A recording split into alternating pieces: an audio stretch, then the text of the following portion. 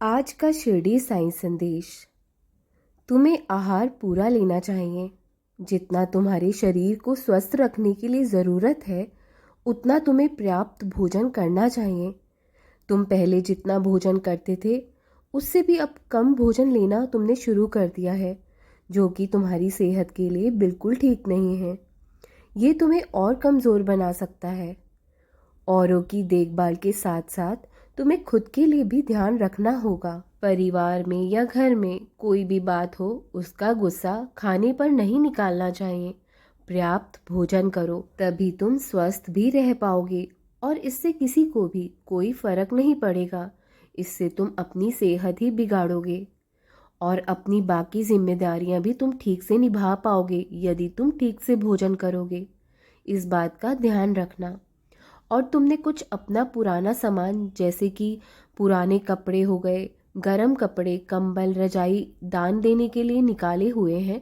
काफ़ी समय से वो रखा ही हुआ है, तुम वक्त नहीं निकाल पा रहे हो तो वक्त अब निकाल लो। जितना भी क्यों ना तुम अपनी ज़िंदगी में व्यस्त हो, आजकल में तुम्हें ये दान कर ही देना चाहिए। क्योंकि जिन लोगों को तुम अपने पुराने कपड़े देना चाहते हो ना, उनको उसकी अभी ही ज़रूरत है, बाद में देने का कोई फ़ायदा नहीं है। मुझे मालूम है, मेरे कुछ बच्चों का घर का सपना है जो कि अधूरा रह गया था। भले ही उन्होंने उस सपने का पीछा करना छोड़ दिया हो या मुझसे मांगना बंद कर दिया हो, उसके पूरे होने की उन्होंने उम्मीद ही छोड़ दी हो, लेकिन मुझे अच्छे से मालूम है और यकीन माना, इस वर्ष उस सपने को तुम्हारे मैं पूरा ज़रूर कर दूंगा। बहुत ही खूबसूरत घर होगा तुम्हारा, जिसकी तुमने कल्पना करी थी ना, बिल्कुल वैसा ही होगा। बस यूं समझ लेना कि ये तुम्हारे नेक कर्मों और अच्छे कर्मों का ही फल है। मुझे मालूम है किसी ने तुम्हारा कोई साथ नहीं दिया है, लेकिन मैं तुम्हारा साथ ज़रूर दूंगा। तुम्हारे नेक दिल और अच्छे कर्मों का फल तुम्हें इस तरह मिलने वाला है और तुम उस घर को मेरा आशीर्वाद समझकर रख लेना। नए घर में खुशी से गृह प्रवेश करना, उसके बाद से तुम्हारा सुखी जीवन की शुरुआत हो जाएगी। नई जिंदगी की नई शुरुआत करना, तुम्हें ढेर सारी खुशियां मिलने वाली हैं।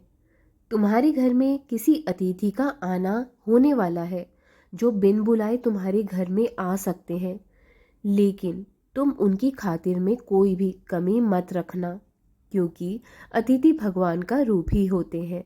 शायद हो सकता है कि पुरानी तुम्हारी उन लोगों से कुछ अनबन हो सकती है, लेकिन तुम उन्हें आदर सम्मान में कोई कमी मत रखना और कोशिश करना कि बीती बातों को भुला पाओ, क्योंकि इसमें किसी का भी फायदा नहीं है, ना ही उनका ना ही तुम्हारा।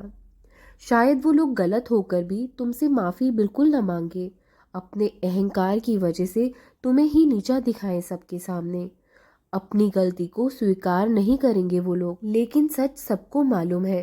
तुम बस सब भूल कर खुद के लिए ही सही, क्योंकि जिंदगी इतने मन में बोझ के साथ नहीं जी जाती।